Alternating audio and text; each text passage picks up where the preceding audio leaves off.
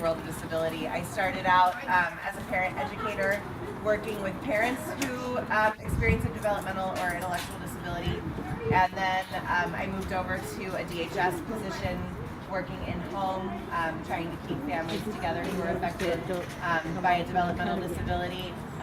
Moved over to the brokerage system and worked with adults experiencing IDD.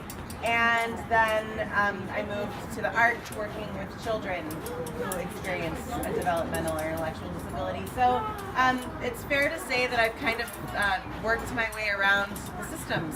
And so beyond that, you'll have to excuse me, because I lack the ability to plan things. I didn't print my speech, but it is on my phone because that's where I wrote it, because it's an assistive communication device. I have come to learn about myself since being in this field that not only do I have a disabled child, I'm probably, a little disabled myself. And I think that has given me a really awesome perspective, because I can understand Skylar's need for this speech to be over really quick. Yeah. And I can understand a failure to organize something and showing up on the wrong month for something. Yeah. I'm actually supported in my position at the ARC. I always say that my position costs the ARC $40 an hour, because it does. They pay someone who does all of my planning and executing for me. So basically I get to go around having ideas, and somebody else gets to make those ideas happen. It's really a great thing.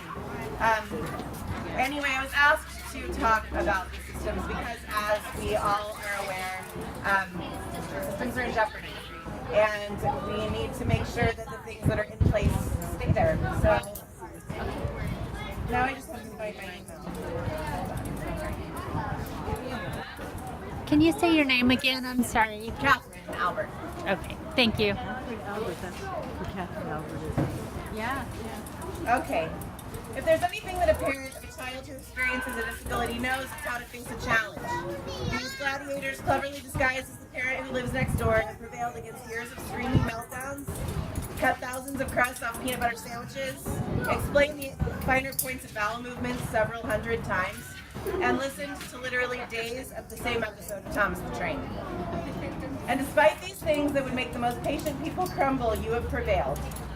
Despite the isolation you experienced when funding was scarce and service options were fewer, you pushed past that isolation bit by bit, coming together one by one to newfound friends who didn't question why your son wore a raincoat year-round and occasionally pinched his friends for no apparent reason, or as you learned later, for sensory input. You met other parents who taught you how to take mini vacations from your hypervigilance because they understood the finer points of raising a child with a disability, and together you learned how to celebrate your children. Together you became tireless and vocal advocates for your children and formed an organization that now stands hundreds strong, parents networking to assure that your children have access to the community like their typically developing peers. You brought not only your experiences as parents forward, you also brought your knowledge of disability. You lent your experience and helped to shape local services to be responsive to your children and the children of your friends and neighbors. Together you brought awareness to a community about the people in their community, people that not unlike them desired to live a full life. Under the Affordable Care Act, organizations across the country have been able to assist individuals who experience an intellectual or developmental disability to receive vital services while living in their own homes. These services support people to live, work, and recreate in their local communities, outside of an institutional setting. Now we're fostering not independence, but interdependence, as those we love venture into their communities with services in place to assist them to be heard, understood, and valued like every person. In the 2 biennia since Oregon implemented the 1915 K plan, over $350 million have been received in federal funding towards services. The loss of this funding as of this date stands to affect approximately 7,500 children and 18,000 adults who receive services from the Office of Developmental Disability. This is just in our state. This funding has been a lifeline for people with intellectual and developmental disability. People with IDD can require a comprehensive array of health services. behavioral health, rehabilitation and habilitation, assistive devices, and long-term supports and services. The ACA, by increasing access to private health insurance and by allowing the states the option to expand Medicaid, has enabled people with IDD to live healthy and independent lives. Eliminating this jeopardizes this progress and puts your children's ongoing access to comprehensive, affordable coverage at risk. Organizations have invested several millions of dollars in programs and services that assist your children to live richer, fuller lives, more than any other time in our country's history. Your families are finally receiving the supports they need with wraparound services that provide skills training to parents, learning how to effectively manage difficult behaviors. Your children have access to assistive devices and augmented communication. You can access respite services. There are now supports to safely access the community with your children.